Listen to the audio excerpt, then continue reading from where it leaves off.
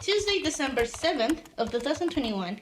The time is 11:14 a.m. The interview is being conducted at Nuevo Public Library. So, I have some questions for you. I'll give you some answers. All right, amazing. I like that. If I don't know the answers, I'll just make it up. I like that better. Okay, so if anything, like you don't talk about something, you can just like tell me and we skip that question. I'll talk about anything. Amazing, I like that.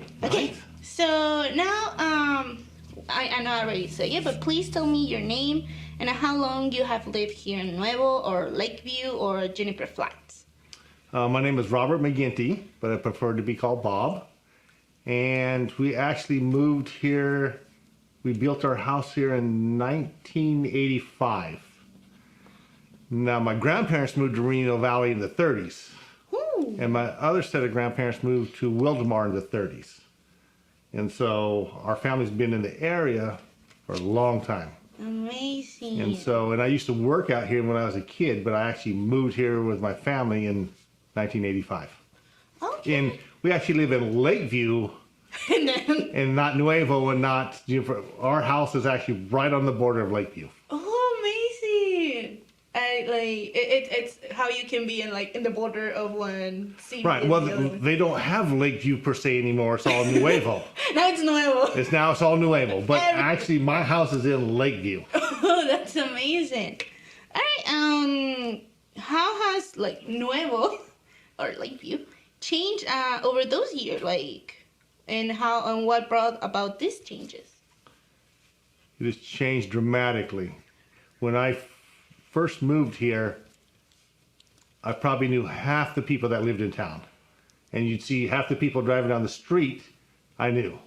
And now we're so crowded and so impacted by people, you don't know anybody hardly anymore. And the traffic is terrible.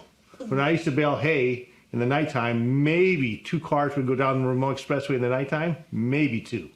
Oh, well. And now it's packed, like solid people. I used to drive tractors around town and nobody bothers you, no nothing. There were no cars, there were no people. And now there's just so many people here. And you don't see no tractors in the street. You don't see any tractors anymore. It's too dangerous. You can't, anywhere. And it used to be, was tractors all over the place because it used to be a farm community and not so much anymore.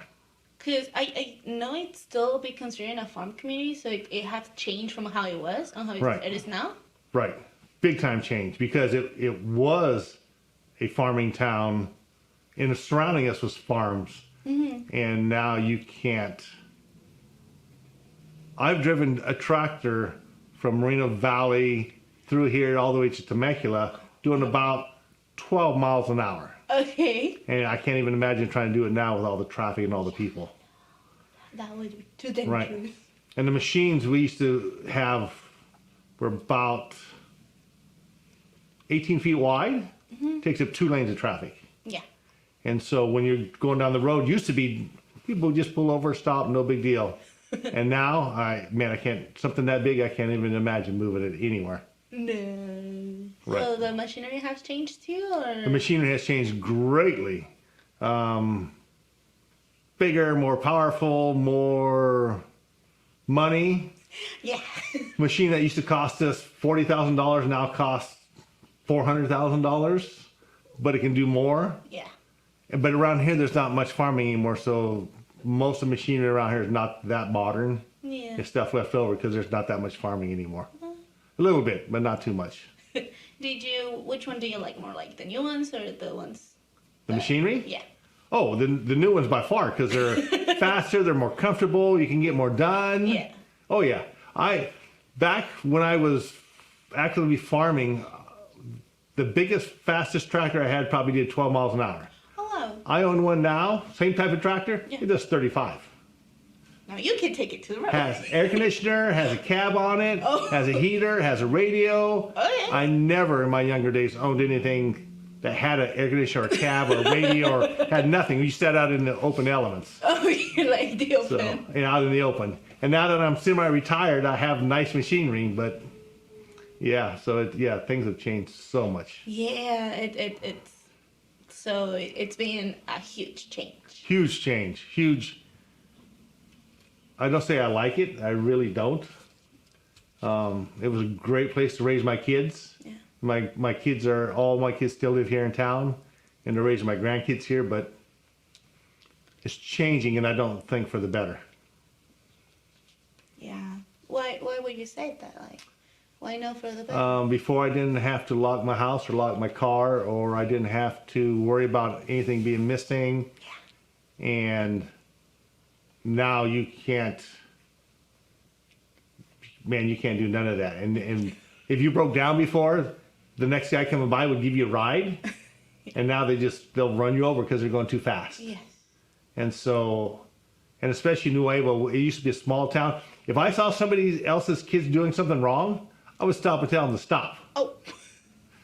And then call their parents and tell them what their kids were doing. And now you don't even know. you don't even know. You don't even know. Can I stop? Will I get in trouble if I stop? Will I? Yeah. And then even then, whatever the kid's doing wrong, will the parents be like, well, it's not their fault or not, whatever. So I don't know that things are better. The rural community, I believe, is better.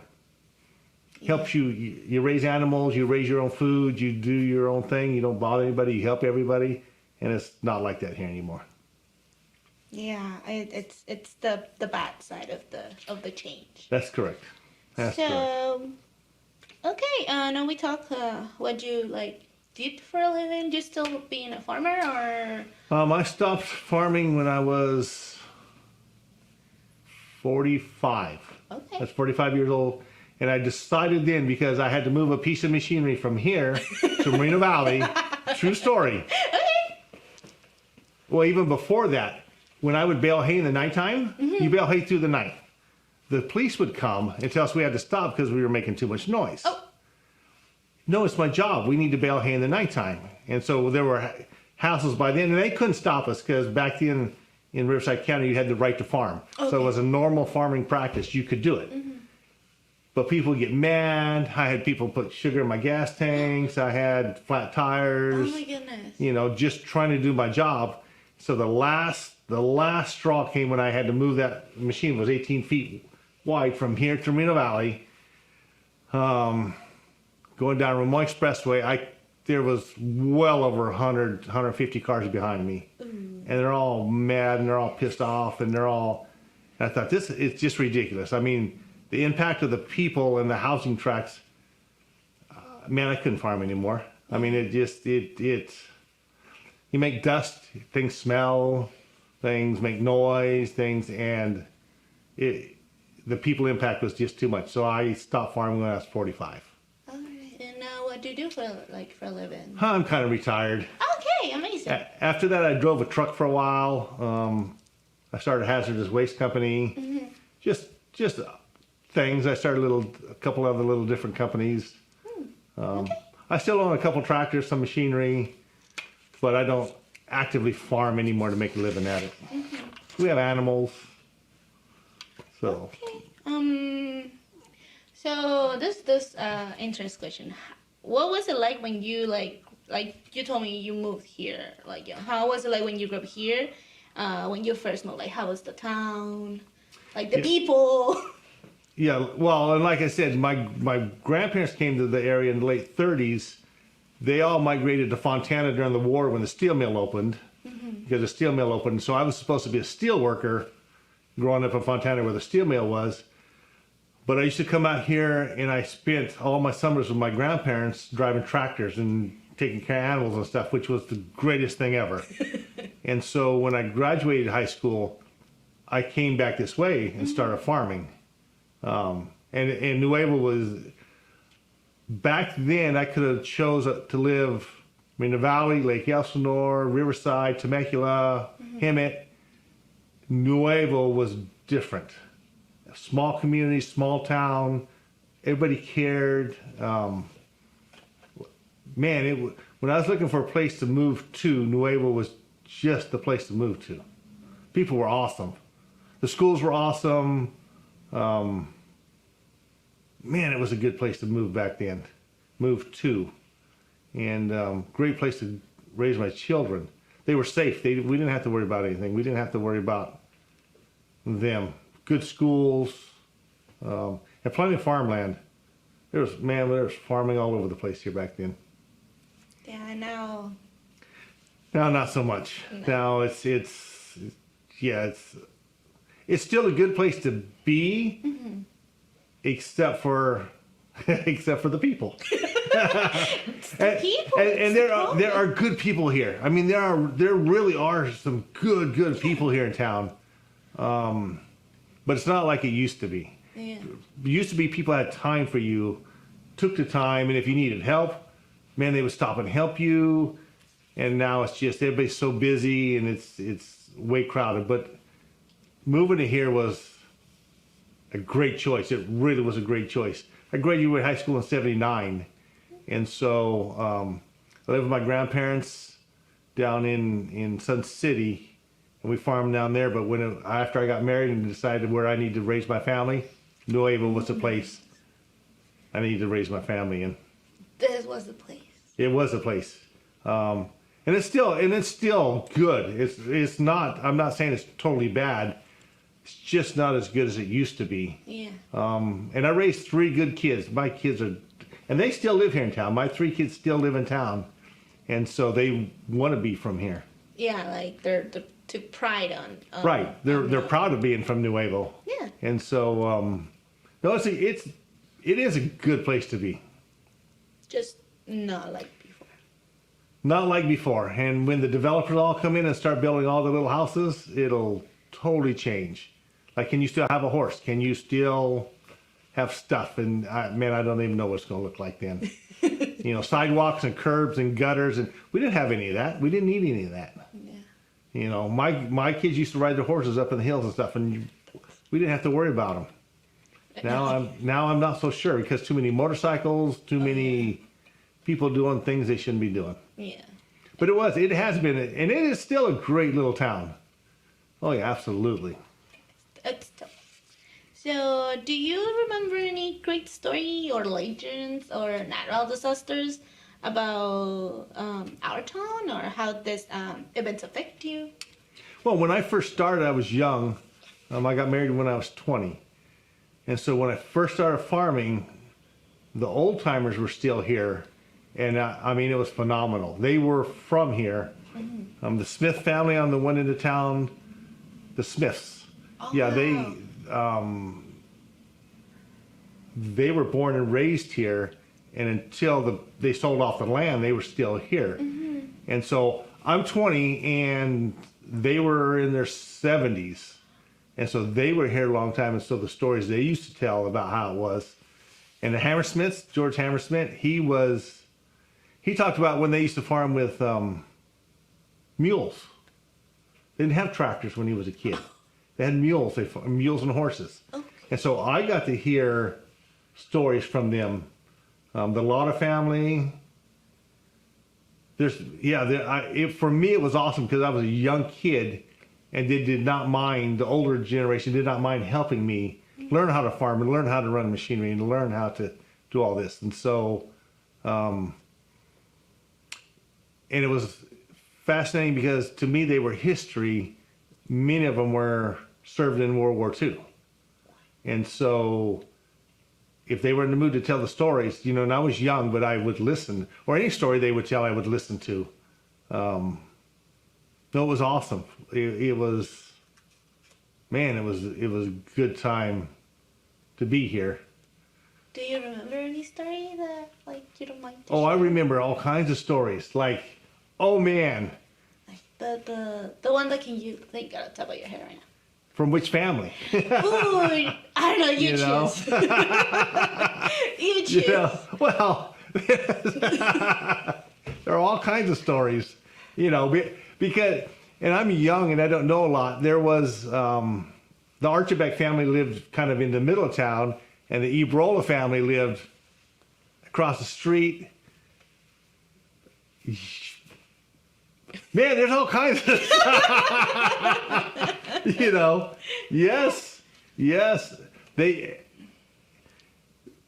used to be 2 towns, Nuevo and Lakeview. Okay. And for the old people's perspective, and I don't consider myself, I'm 60 now, but when I was 20 and they were 70, You either lived in Lakeview or you lived in Nuevo. Okay. And it was a huge divide. Like, no, I'm from Lakeview. Now it's kind of, the whole town's kind of just Nuevo. Yeah. But for them, no, you either lived in Lakeview or you lived in Nuevo. Okay. And you weren't from the other side of the tracks. Like, you weren't, you lived in one or the other, not just a general thing. And so, yeah. But they talked about how this town used to be apricot groves. The whole town used to be full of apricots. There used to be a train stopped here in town. There used to be a train tracks come through town. And hopefully you guys interview somebody that will tell you about that, because that's before my time, but they used to talk about the train and the packing houses and they grew potatoes here in town. I mean, it was a huge agricultural place, you know, and so, yeah. No, I was very fortunate to be a young person that they respected and told me about their stories. Yeah. Oh yeah, there's the Simpsons who are still alive. Yeah. Man, there's all kinds. See, and that's why if you got a group of the people that are still around together, they would start talking and tell you stories you can't even imagine. You know. Yeah. It's what we want. Yes. It's what we needed, but we didn't know we needed. Yes. Well, and sometime if you ever have a chance where you can get groups of them together, you know, and I was lucky enough to know a bunch of them before they passed. There was a house the Hammersmiths owned that was bought out of the Sears and Roebuck catalog. They bought the house out of the catalog, and they shipped it, and then they put it up and they bought it out of the Sears catalog. It's no longer here, but they pushed it over. I know the reason it's not here, but that's not a good story. But well, husbands, ex-wives, you know, you know, and so right. But there is a house still here in town. During the war, they had the little house that they put up for the military families and stuff. The little, I forget what they call it, but the little square houses. You used to buy them for a couple $100, nothing. And you just pick it up and move it here in town, and it's still here. The Lara family, I believe, still owns it, and so it's the little old ex-military house. It's right here in the it's off of North Street. That's amazing. There's another house down the street over here that was moved. They cut it in half and moved it here from Riverside. Oh wow! Right, literally picked it up, and moved it. Yes, and unfortunately, the Ibarola's house, the barn burned down, and the house was in bad shape.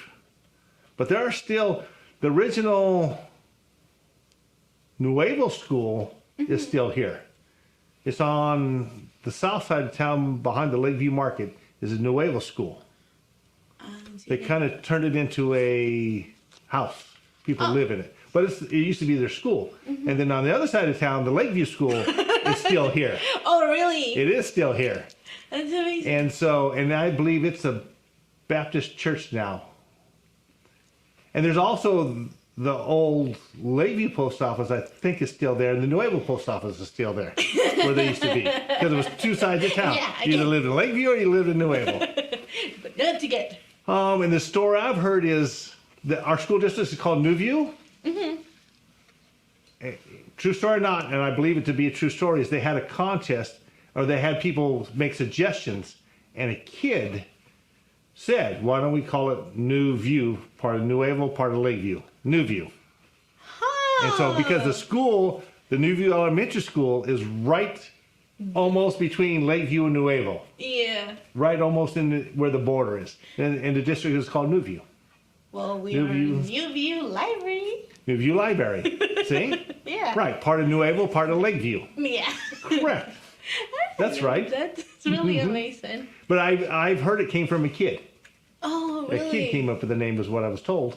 That's good. Maybe we can interview him. Yeah, that's amazing.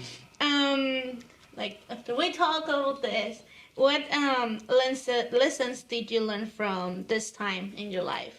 Like all this time, like which lessons? Well, when I came to town, like I said, the old farmers, especially George Hammersmith, he taught me how to bale hay. Oh wow. There's an art to it. You got to wait for the right moisture. You got to wait till the conditions are right. Things need to be right. He taught me how to bale hay. And so I did a lot of work for him. I did a lot of work for the Smiths. They did not mind helping a young person learn how to be a farmer. Mm-hmm. And so I truly appreciated that. That my grandparents were farmers, but then they went to Fontana to be steel workers. Mm-hmm. And so when I came back out here, I didn't grow up a farmer. Yeah. Because we were steel workers. Yes. They taught me how to be a farmer. And so I truly appreciate everything they did for me on teaching me how to be a farmer. And unfortunately, there's nobody for me to teach how to be a farmer. So, but yeah, living the farm life was good for me and my family. I mean, it's a hard life, but when you shake a farmer's hand, it's way better than any contract. You shake their hand, you look them in the eye, and whatever agreement you came to is gold, like gold. And so I don't know that we get that anymore. But with a true farmer, you shake their hand, and it's their word. It means everything. Yeah. And so they also taught me that we don't need paper, we can talk about it and shake hands, and that's what the agreement is.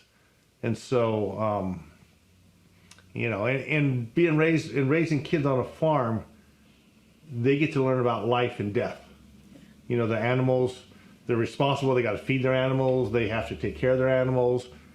Some are born, some die. And I think that's part of what society is missing is the value of the life.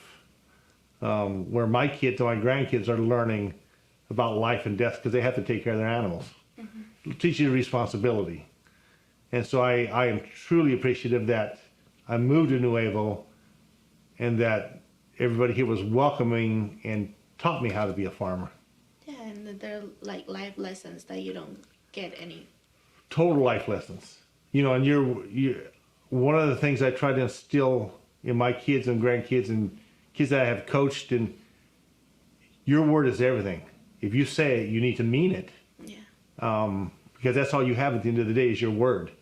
And here in town, that's how it was. Yeah. It was. I mean, it's everything. That's amazing. It is. Farming is hard, but it's very rewarding. And I don't know that I would have thrived doing any other thing in my life. Yeah. It's amazing. I cannot find any other word for that. Right. There's now I know we talk, but what makes living in Nuevo special to you today? As we think back over your life and what makes it special today? Well, the thing special today is all my roots are here in town. I raised my kids here. I have coached sports here in town for over 25 years. I've coached. I'm now on the school board. I've been on the school board for about 13 years. And so it's still a special place. And for me, I get to give back to the community. I mean, through my coaching, through my work on the school board. My grandkids are now in school, and so it is still a good place to be. We still have real good people here in town. Sometimes we let the ones that are not so good influence us, but I mean, it's a good school district here in town. Good schools, good people. And there are still a few farmers around, not too many. But it's still a good place to be. It really is still a good place to be. You will choose it again. I would choose this life again. I would totally choose this life again. And this town, I would absolutely choose this town again. I don't know what the future holds because when all the developers come and they put 40, 50, 60,000 homes here. I'm not sure how it will be then. Yeah. But part of what I hope for being on the school board is we're a small town, small school district, small schools, and even when we get a huge influx of people, hopefully we can still keep the small feel to it, because I think we need the small part, the relationships of being small. Bigger is not always better. Yeah. And so I hope my impact on the school board of trying to keep things small, even though we will grow and we will be bigger, if we can keep the small town feel, we'll be way far ahead, way better, absolutely. Like keep the essence of of the town. Keep the essence of the town, the essence of the smallness, even though we're big. We can try. I mean, that's all me personally can do is try to keep that, not, and try to instill that into the people that move from other areas to come here. Because if you moved to here to be in a small town, should we not try to keep the small town? Yeah. I would hope so, because people that move here and complain about the dirt and the smell and they move to the wrong place. Because we don't have sidewalks and we don't have curbs and gutters and and if you want to pave the dirt road, we don't need to pave the dirt road. And so if you've moved here for that, or you want a street light, no, you're in the wrong place. Nuevo's not that place, not yet anyway. And so hopefully we can keep as much of that small town feel as we can. Yeah, it is amazing. So where are we? And our last question. You can ask more. I have all day. I have as much time as you need. Is there anything that we didn't talk about that you would like to add? Like anything that we didn't touch that you would like to add? Like anything? Well, we could talk for days. We could talk for days about this.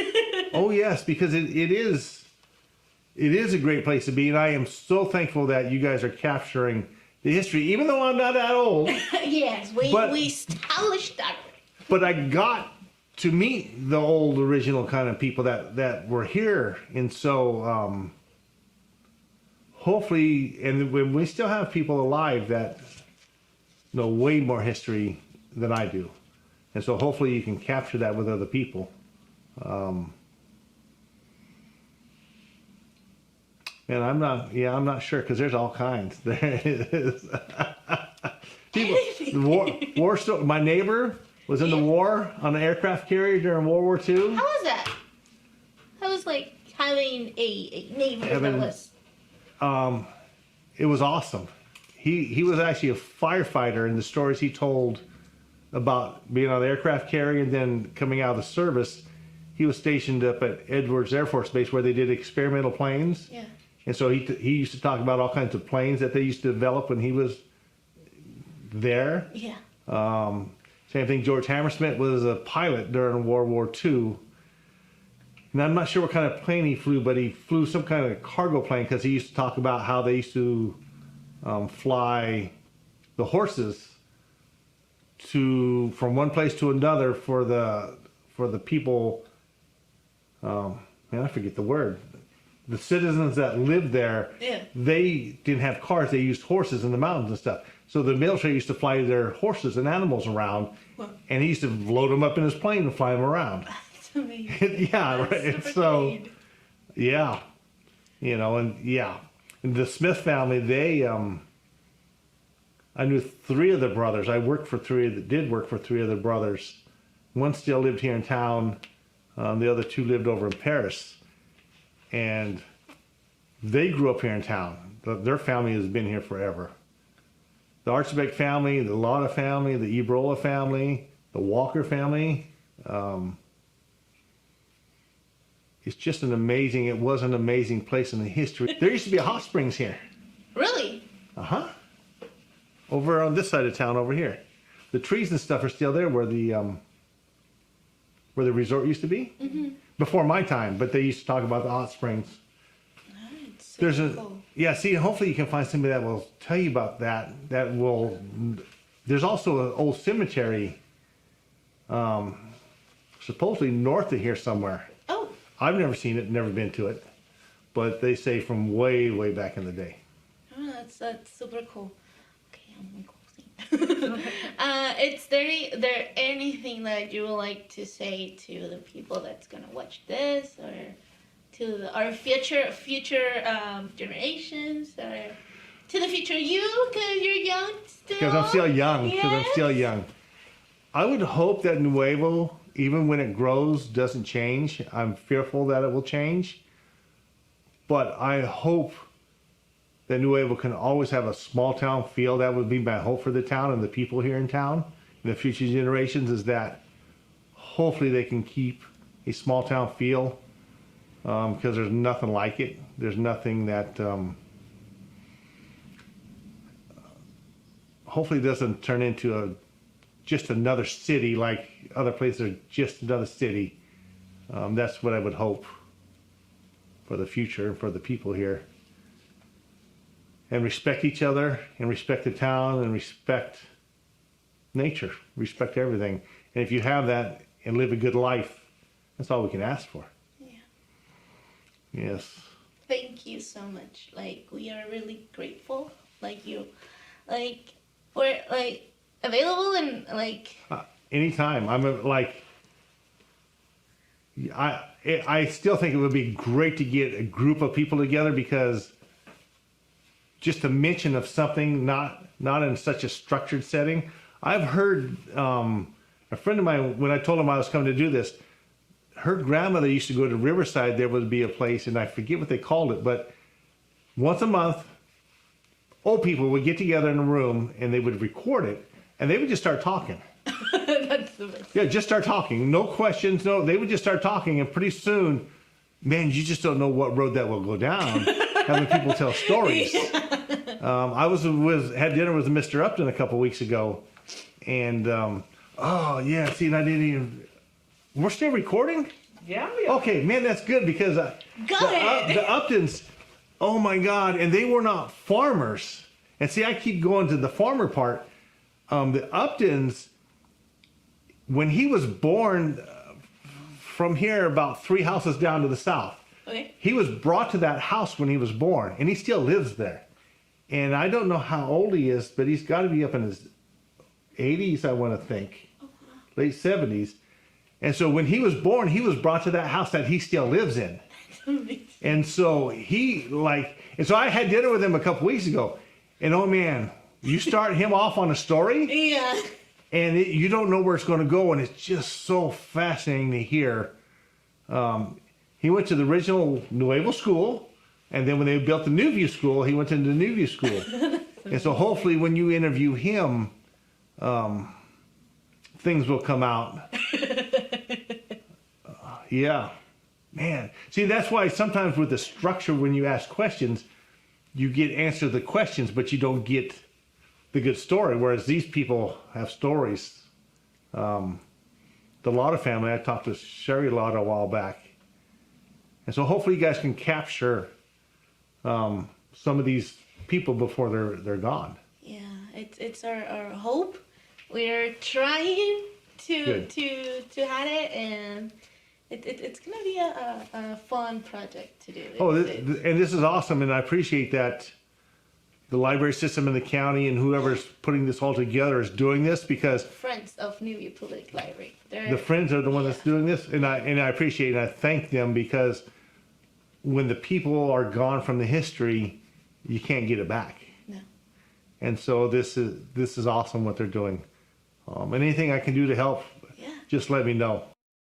Mr. McGinty, thank you for your time and sharing your thoughts, memories, experience, and perspectives with the community.